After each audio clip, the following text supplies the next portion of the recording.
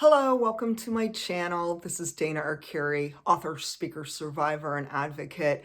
And today I'm going to be talking about something that is a very sensitive topic. It is one that is another piece of the puzzle for the trauma recovery that I have been going through and that many of my YouTube viewers are going through at this moment, right along with me. So I think it's really amazing that so many of us like-minded people have connected and found each other via YouTube or another social media website, and that we are together healing. And so we're sharing our stories, and this is what it's all about. And so today is another piece of the puzzle that I unraveled and trying to come to terms with child abuse, narcissistic abuse, a dysfunctional family. The title of today's video is Disclosing the Truth About Narcissistic Abuse. And a lot of what I'm going to discuss is about how it's very common for trauma survivors to be stuck in the survivor mode. And I'm talking decade after decade after decade. You are just trying to stay afloat and to keep breathing and to do the hard work of healing. And so let's chat about this really hard topic. I mean, it really cuts the soul to the core. It's heartbreaking. And yet I really believe, as a trauma survivor and a very, hey, I'm on a new pathway, people. For those who are unaware, I am in school now. I am officially in school, yay, for certified trauma recovery coaching.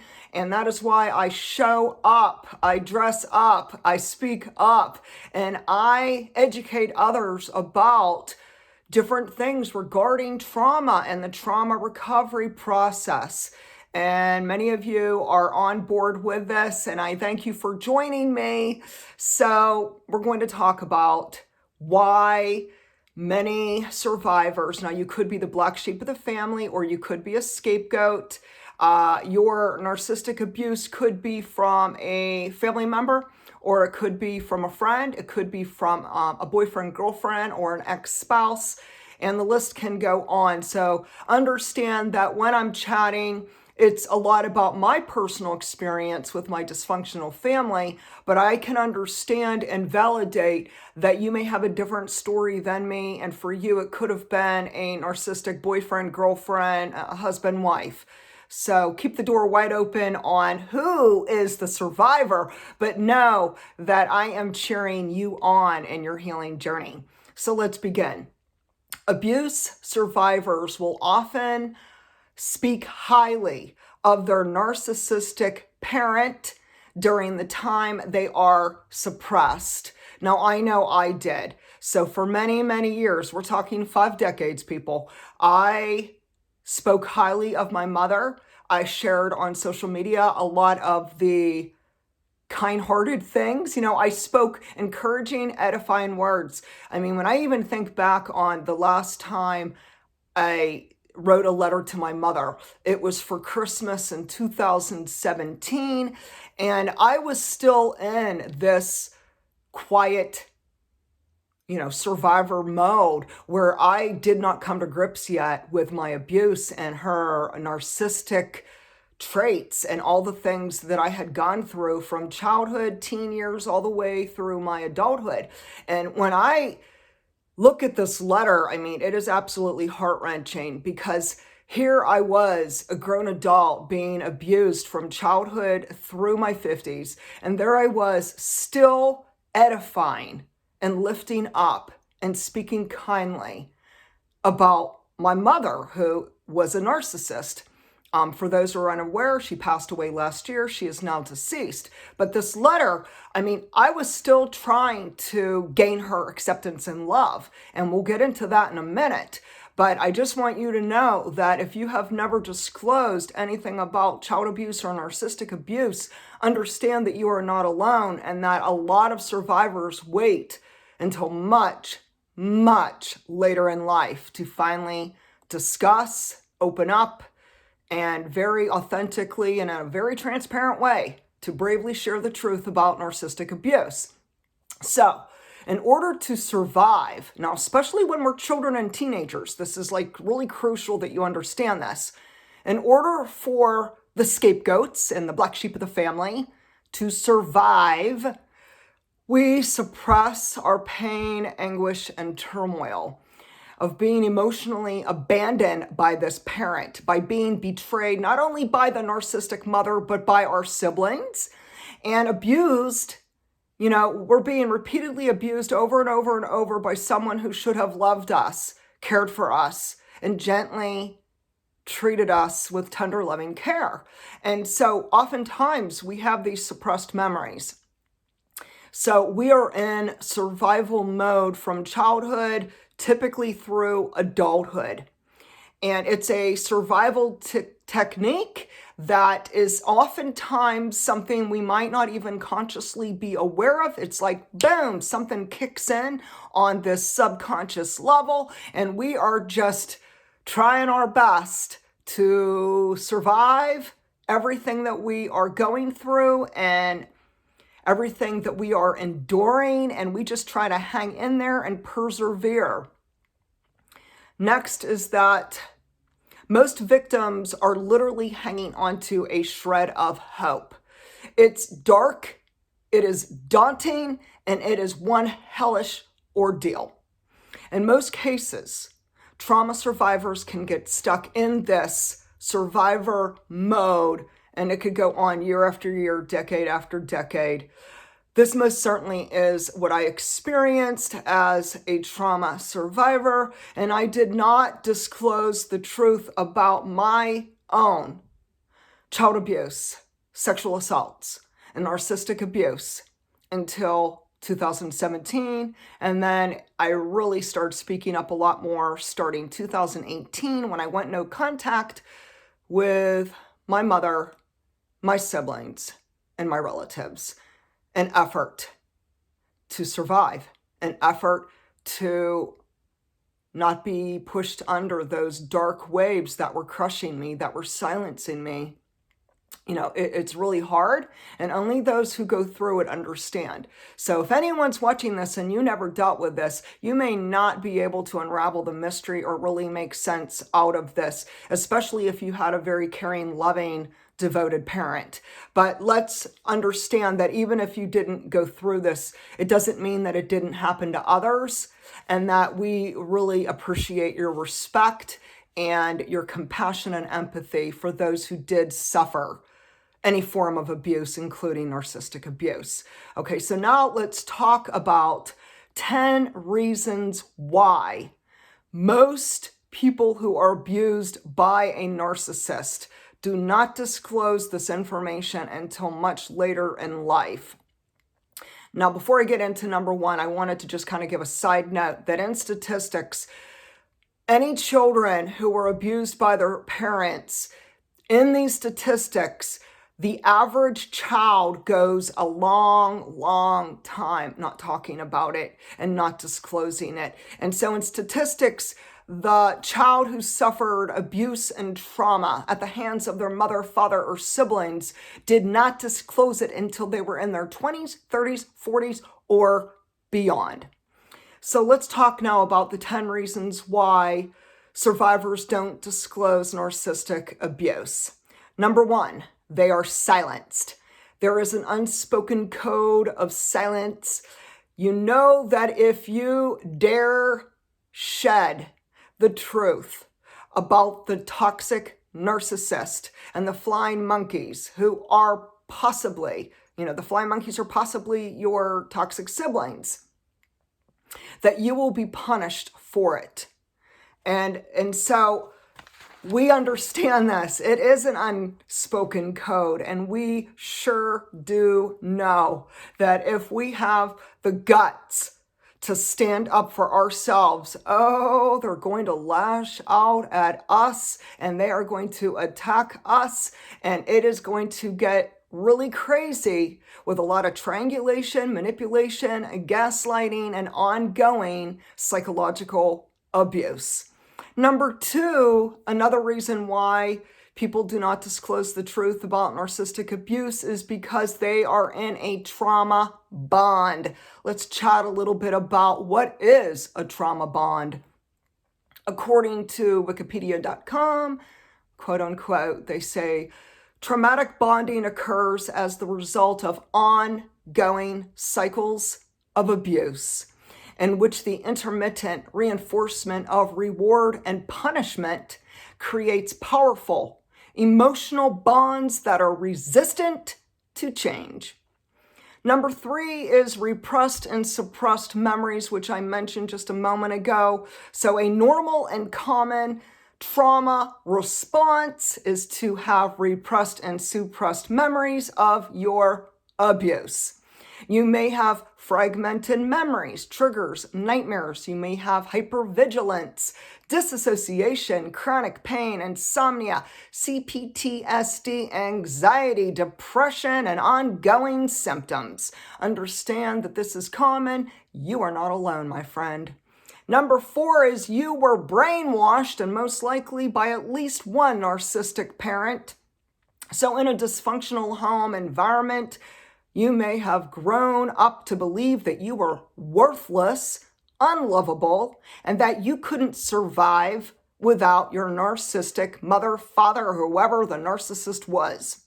They brainwash you to believe that you need them and you are nothing without them. Number 5 is you are love hungry. So many children who grow up with neglect and abuse are also very much emotionally abandoned. So their parent could have been physically present, but they are emotionally and spiritually absent. Or for you, it could be that your parent was physically absent as well as spiritually and emotionally absent. So there's a lot of different variables involved with this one too. As for myself, I was desperate, absolutely desperate and starving for my narcissistic mother to love me, accept me, care for me, and value me.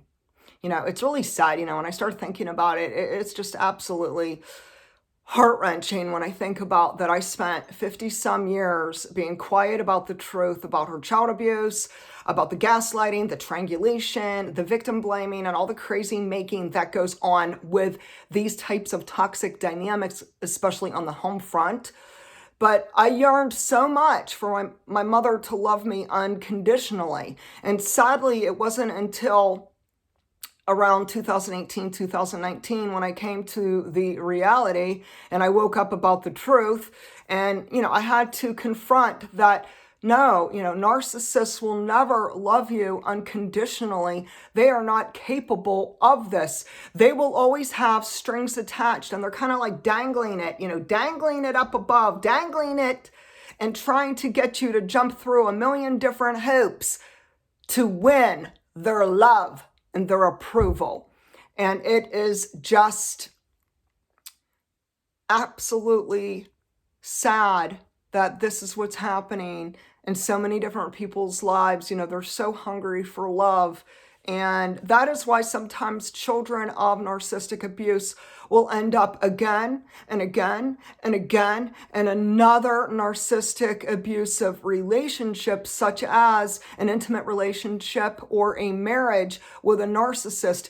They have these learned behaviors and this experience, and they have not yet come to learn all about narcissistic abuse, and that's how they could land repeatedly in one destructive relationship after another.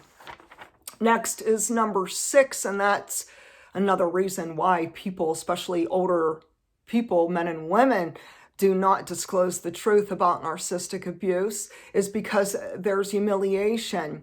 So as for my own self, I can only speak for me, but in my situation, for 50 some years, I felt absolutely humiliated and embarrassed for my mother.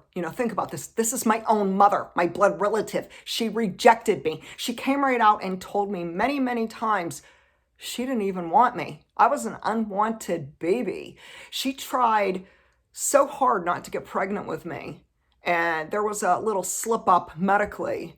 And long story short, I was conceived, and she spent a lifetime telling me, you were not wanted, you were an accident. And I didn't want a girl, I wanted a boy, and so I get into this in Soul Cry, Releasing and Healing the Wounds of Trauma, which is my memoir that was launched in 2020. And it's really sad that you could go so many years where you feel so humiliated that your own parent rejected you and didn't unconditionally love you, and that they emotionally abandoned you. And I was so crushed, so broken, that I could not even talk about it to my best friends. The only people who really clearly understood was my husband and my adult children. And other than that, I did not talk about it to anyone. I did not feel that anyone else was really, truly understanding me, validating me, and giving me safe space to speak the truth about narcissistic abuse. And again, this is another reason why people don't speak up. So next would be number 7. Another reason why people such as survivors do not disclose the truth about narcissistic abuse is because there's a false narrative. There is a false narrative in our society as well as in organized religion about children of abuse. So we become now adult children who are trying to come to grips with the crazy making of being raised by a malicious narcissist. And oftentimes society just does not accept that. They ignore that. They shed a blind eye to it, and they have this false narrative. So there are some people, the naysayers, there's always going to be haters out there. Come on now. You know what I'm talking about. We see it all over social media. Okay. So there are going to be people who are going to say, but it's your mother, as if that makes it all the better. There are some people who are going to say, forgive and forget fast. There's going to be other people who are going to demand you to stop being so sensitive. Oh, just get thicker skin. Oh, just get over it. Oh, just move on. Oh, you need to honor thy parent. There is nothing in the Bible that stipulates we are to honor abuse, that we are to honor evil. And we have to understand that the root of abuse is evil, demonic, and it is inappropriate and unacceptable, and it is a legal crime. Next, number 8, another reason why people do not disclose the truth about narcissistic abuse or even child abuse is because there are so many lame excuses floating around out there, especially on social media. People will have one ridiculous excuse after another. And it could be that your toxic siblings are the one dishing it out, because I know that's what I experienced. So they'll say, oh, but your mother is aging and she's frail. Or they'll say, stop being mean to your parent. Or they'll say some other things like, you need to be nice to the narcissist because she has A, B, C, D, fill in the blank. She has dementia, or she has Alzheimer's, or she has cancer, or she has a heart disease. I mean, hey, fill in the blank, people. There's a lot of lame excuses out there. But we have to understand, this isn't about cancer. This isn't about an illness. This is not about dementia or heart disease or some other lame excuse. There is no excuse for abuse. And let's just keep it real, people, and call a spade for a spade, that child abuse, narcissistic abuse, psychological abuse, it's a criminal act.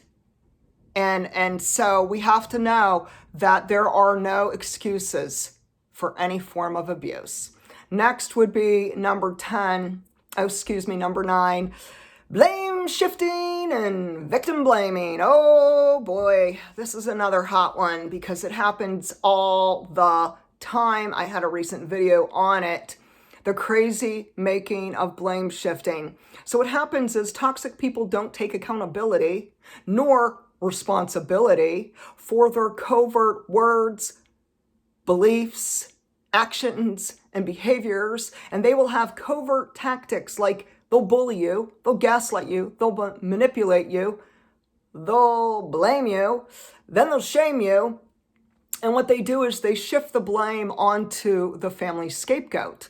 That's their easy way out. And it is absolutely being a bully and a coward. So anyone who will victim blame the person who experienced and suffered any form of narcissistic abuse or child abuse, we have to understand that survivors will not take the blame nor the responsibility. It was never our choice. Children are innocent, teenagers are innocent, and even adults who are being continually abused and manipulated by a malignant narcissist, they are just trying to survive. They're trying to hang on and to keep breathing. And it is not easy. And it takes so much grit and grace and strength to keep on keeping on in the midst of these fierce obstacles. Next would be number 10, denial, deception, and discord. So another reason why survivors of narcissistic abuse may not talk about it or disclose it is because there are such toxic family dynamics that are so traumatic.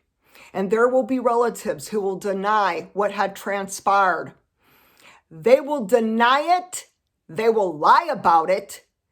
They use deception with a web of lies to pretend that it never happened. And then there is ongoing discord among all the people, including the victim of the abuse.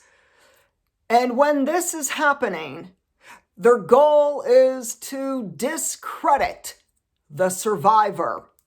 This is what they love to do. They will discredit you. But you didn't do such and such, but it's your fault. Oh, but you're the one who's the violent person. So they'll turn on the survivor and they'll claim that it's your fault. They'll claim that you deserved it. They'll claim it never even happened. They'll minimize it. They'll ignore it. They'll fabricate so many false narratives about it. It's just absolutely ludicrous, despicable, and appalling.